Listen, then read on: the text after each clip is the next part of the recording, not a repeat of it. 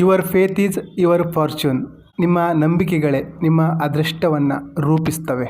Nevill ಗೊಡಾರ್ಡ್ ಅವರು ಬರೆದಂತಹ ಈ ಪುಸ್ತಕದ ಅರ್ಥವನ್ನು ನಾನಿಲ್ಲಿ ವಿವರಿಸಲಿಕ್ಕೆ ಪ್ರಯತ್ನ ಮಾಡ್ತಾ ಇದ್ದೀನಿ. Before Abraham was I am ಈ ಪುಸ್ತಕದ ಮೊದಲನೇ ಚಾಪ್ಟರ್ನಲ್ಲಿ in the beginning was the world, world was with God and the world was God. ಈ ಜಗತ್ತಿನಲ್ಲಿ ಏನೂ ಇಲ್ದಿದ್ದಾಗ ಏನಿತ್ತು? ಯಾವುದೇ ವ್ಯಕ್ತಿ, ಹೆಸರು, ಐಡೆಂಟಿಟಿ ಏನೂ ಇಲ್ದಿದ್ದಾಗ ಇಲ್ಲಿ ಕೇವಲ ನಥಿಂಗ್ ಅಂದರೆ ಪ್ಯೂರ್ ಅವೇರ್ನೆಸ್ ಇತ್ತು. ಅದಕ್ಕೆ ನಾವು ಕಾನ್ಷಿಯಸ್ನೆಸ್ ಅಂತಲೂ ಕರಿತೀವಿ. ಆ ಕಾನ್ಷಿಯಸ್ನೆಸ್ ಎಲ್ಲ ಕಡೆ ಪ್ರಸ್ತುತ ಆಗಿತ್ತು. ಇನ್ the beginning was the world, world was with God and the world was god. ಇದು ಸ್ವಲ್ಪ ಡೀಪ್ ಆಗಿದೆ, ಅರ್ಥ ಮಾಡ್ಕೊಳ್ಳಿಕ್ಕೆ ಪ್ರಯತ್ನ ಮಾಡೋಣ. ನೇಚರ್ನ ಕ್ರಿಯೇಷನ್ ಹೇಗೆ? ಇಲ್ಲಿ ಅಬ್ರಾಮ್ ಅನ್ನೋದು ಒಂದು ನಮಗೆ ಅರ್ಥ ಆಗಲಿಕ್ಕೆ ಒಂದು ಐಡೆಂಟಿಟಿ ಅಷ್ಟೇ.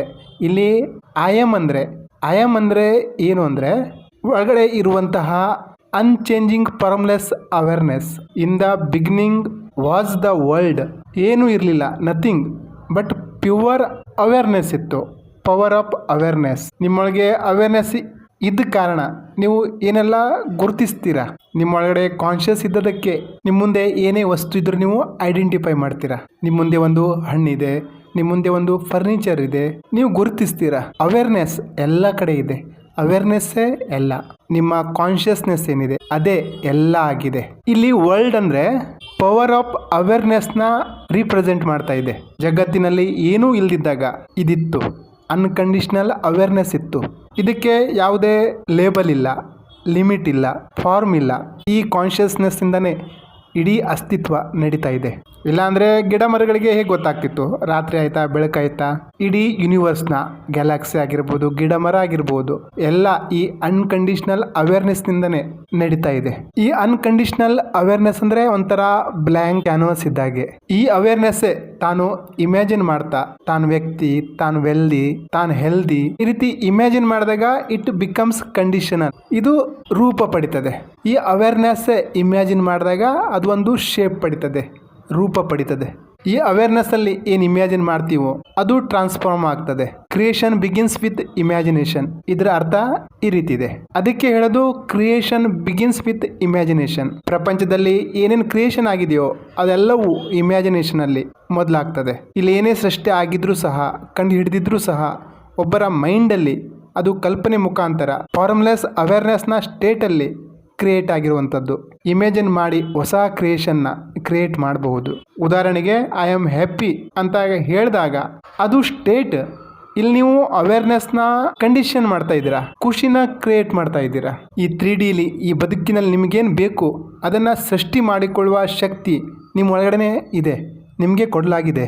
ನಿಮಗೆ ಈ ಜೀವನದಲ್ಲಿ ಏನು ಬೇಕು, ಏನು ಎಕ್ಸ್ಪೀರಿಯನ್ಸ್ ಮಾಡಬೇಕು ಅನ್ನೋದು ನಿಮ್ಮ ಕೈಲಿದೆ. ನೀವು ಅದನ್ನು ಇಮ್ಯಾಜಿನ್ ಮಾಡಿ ಕ್ರಿಯೇಷನ್ ಮಾಡಬಹುದು. ನೀವೇನು ಕಲ್ಪಿಸಿಕೊಳ್ತಿರೋ, ನೀವೇನು ನಂಬ್ತಿರೋ ಅದೇ ನಿಮ್ಮ 3Dಲಿ ಎಕ್ಸ್ಪೀರಿಯನ್ಸ್ ಮಾಡ್ತೀರಾ, ಅನುಭವ ಮಾಡ್ತೀರಾ. ನಿಮ್ಮ ನಂಬಿಕೆಯೇ ನಿಮ್ಮ ಅದೃಷ್ಟವನ್ನು ರೂಪಿಸ್ತದೆ. ನಿಮ್ಮ ಜೀವನನ ನೀವು ಯಾವ ಡೈರೆಕ್ಷನಲ್ಲಿ ತಗೊಂಡು ಹೋಗ್ಬೋದು ಅದು ನಿಮ್ಮ ಕೈಲಿದೆ. ಮುಂಚೆ ಏನೂ ಇಲ್ದಿದ್ದಾಗ, ಟೈಮ್ ಇಲ್ಲ, ಸ್ಪೇಸ್ ಇಲ್ಲ, ಯಾವ ಜಗತ್ತೂ ಇಲ್ಲ, ಏನೂ ಇಲ್ದಿದ್ದಾಗ ಇದೇ ಪ್ಯೂರ್ ಅವೇರ್ನೆಸ್ ಅಸ್ತಿತ್ವದಲ್ಲಿತ್ತು. ಆ ಪ್ಯೂರ್ ಅವೇರ್ನೆಸ್ಸೇ ಇಲ್ಲಿ ಐ ಆಮ್ ಅಂತ ಹೇಳಿರೋದು. ಐ ಆಮ್ ಅಂದರೆ ನೆವರ್ ಎಂಡಿಂಗ್.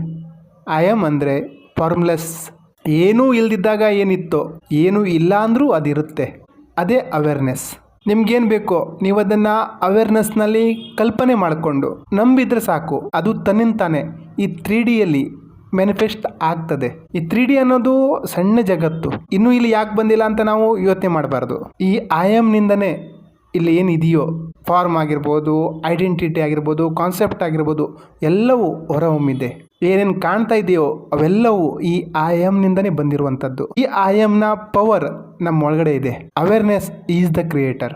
ಐ ಆಮ್ ಅನ್ನೋದು ಫಾರ್ಮ್ಲೆಸ್ ಇನ್ವಿಸಿಬಲ್ ಕಾನ್ಸೆಪ್ಟ್. ಅದರೊಳಗೆ ಬೇಕಾದಷ್ಟು ಪೊಟೆನ್ಷಿಯಲ್ ಇದೆ. ನಾವು ಏನು ಬೇಕೋ ಅದೆಲ್ಲವನ್ನು ಅಲ್ಲಿ ಕ್ರಿಯೇಟ್ ಮಾಡಬಹುದು. ಒಂದು ವೇಳೆ ನಿಮ್ಮ ಜೀವನದಲ್ಲಿ ನೋವು, ಕಷ್ಟ, ದಾರಿದ್ರ್ಯ ಇದೆ ಅಂದರೆ ಅದು ಸಹ ನೀವೇ ಕ್ರಿಯೇಟ್ ಮಾಡಿದ್ದು. ಯಾಕಂದರೆ ನೀವೇನು ಡೈಲಾಗ್ ಹೊಡಿತಾ ಇದ್ರೋ, ನೀವೇನು ಸೆಲ್ಫ್ ಟಾಕ್ ಮಾಡ್ಕೋತಾ ಇದ್ದೀರೋ ಅದೇ ನಿಮ್ಮ ಕ್ರಿಯೇಷನ್ ಮಾಡ್ತಾ ಇರ್ತದೆ. ನಿಮ್ಗೆ ಯಾರಾದರೂ ಚೆನ್ನಾಗಿದ್ದೀರ ಅಂತ ಕೇಳಿದ್ರೆ ನೀವೇನು ಹೇಳ್ತೀರಾ?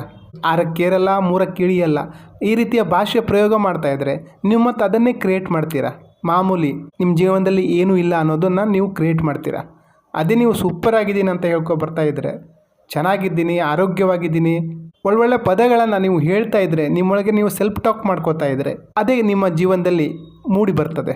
ನೀವು ಇಮ್ಯಾಜಿನ್ ಮಾಡದೆ ಏನು ನಿಮ್ಮ ಅಸ್ತಿತ್ವದಲ್ಲಿ ನಿಮ್ಮ ಜೀವನದಲ್ಲಿ ಬರಲ್ಲ. ನಿಮ್ಮ ಜೀವನದಲ್ಲಿ ಏನೋ ಒಳ್ಳೇದು ಬಂದಿದ್ರು, ಏನೇ ಕೆಟ್ಟದ್ದು ಬಂದಿದ್ರು ಅದು ನಿಮ್ಮದೇ ಕ್ರಿಯೇಷನ್. ನೀವೇ ನಿಮ್ಮ ಪಾಲಿನ ಐ ಆಮ್, ನೀವೇ ಆ ಅವೇರ್ನೆಸ್ ಇಲ್ಲಿ ಕ್ರಿಯೇಟರ್. ನೀವು ಐ ಆಮ್ ಗುಡ್ ಪರ್ಸನ್ ಅಂದರೆ ನೀವು ನಿಮ್ಮ ಸ್ಟೇಟ್ನ ಡಿಫೈನ್ ಮಾಡಿದಾಗ್ತದೆ. ಐ ಆಮ್ ಹ್ಯಾಪಿ ಅಂದರೆ ನೀವು ನಿಮ್ಮ ಸ್ಟೇಟ್ನ ವ್ಯಾಖ್ಯಾನಿಸ್ತಾ ಇದ್ದೀರಾ. ಆವಾಗ ಈ ಅವೇರ್ನೆಸ್ ಹೊಸ ಸ್ಟೇಟ್ನ ನಿರ್ಮಾಣ ಮಾಡ್ತದೆ. ಅದು 3D ರಿಯಾಲಿಟಿಲಿ ಬರ್ತದೆ, ನಿಮ್ಮ ವಾಸ್ತವದಲ್ಲಿ ಬರ್ತದೆ. ನಿಮ್ಮ ನಂಬಿಕೆ, ನಿಮ್ಮ ಸೆಲ್ಫ್ ಕಾನ್ಸೆಪ್ಟ್ ಏನಿದೆ ಅದು ನೀವು ನಿಮ್ಮ ಐ ಆಮ್ ಜೊತೆ, ನಿಮ್ಮ ಅವೇರ್ನೆಸ್ ಜೊತೆ ಸೇರಿ ಹೊಸದರ ಕ್ರಿಯೇಟ್ ಮಾಡ್ತೀರಾ. ನೀವೇನು ಬಯಸ್ತಾ ಇದ್ದೀರೋ ಅದು ಈ 3D ರಿಯಾಲಿಟಿಲಿ ಮ್ಯಾನಿಫೆಸ್ಟ್ ಆಗ್ತದೆ. ಹಾಗಾಗಿ ನೀವು ಏನು ನಂಬ್ತೀರಾ, ನೀವೇನು ಯೋಚಿಸ್ತೀರಾ ಅದ್ರ ಮೇಲೆ ಅದು ಡಿಪೆಂಡ್ ಆಗಿದೆ.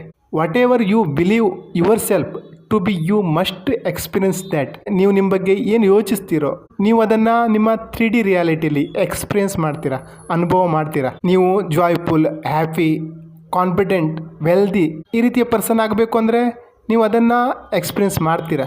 ಯಾಕೆಂದರೆ ನೀವು ಆ ಸ್ಟೇಟ್ ಆಫ್ ಕಾನ್ಷಿಯಸ್ನ ರೂಪ ಕೊಟ್ಟಿದ್ದೀರಾ. ಅವೇರ್ನೆಸ್ಸಲ್ಲಿ ಅದನ್ನು ಡಿಫೈನ್ ಮಾಡಿದ್ದೀರಾ, ನಾನು ಖುಷಿಯಾಗಿರಬೇಕು ಅಂತ. ಕಾನ್ಷಿಯಸ್ನೆಸ್ಸಲ್ಲಿ ಇಮ್ಯಾಜಿನ್ ಮಾಡಿ ಕ್ರಿಯೇಟ್ ಮಾಡಿದ್ರೆ ಅದು ನಿಮ್ಮ 3Dಲಿ ಎಕ್ಸ್ಪೀರಿಯನ್ಸ್ ಮಾಡ್ತೀರಾ.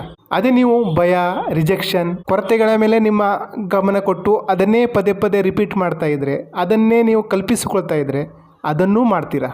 ಏನು ಕ್ರಿಯೇಟ್ ಮಾಡಬೇಕು ಅನ್ನೋದು ಸಂಪೂರ್ಣ ನಿಮ್ಮ ಮೇಲೆ ಅವಲಂಬಿತ ಆಗಿದೆ. ಯಾಕೆಂದರೆ ಆ ಒಂದು ಅವೇರ್ನೆಸ್ಸಲ್ಲಿ ಕ್ರಿಯೇಟ್ ಮಾಡುವ, ಇಮ್ಯಾಜಿನೇಷನ್ ಮಾಡುವ ಆಯ್ಕೆ ನಿಮಗೆ ಇದೆ. ಯಾಕಂದರೆ ಎಲ್ಲರ ಹತ್ರ ಅವೇರ್ನೆಸ್ ಸರಿ ಪ್ರಮಾಣದಲ್ಲಿದೆ. ನೀವು ಯಾವ ಥರದ ಜೀವನನ ಬದುಕಬೇಕು ಅಂದ್ಕೊಳ್ತೀರಾ, ಇಷ್ಟಪಡ್ತೀರಾ, ನಿಮ್ಗೇನು ಬೇಕು ಅದನ್ನು ನೀವು ಕ್ರಿಯೇಟ್ ಮಾಡಬಹುದು.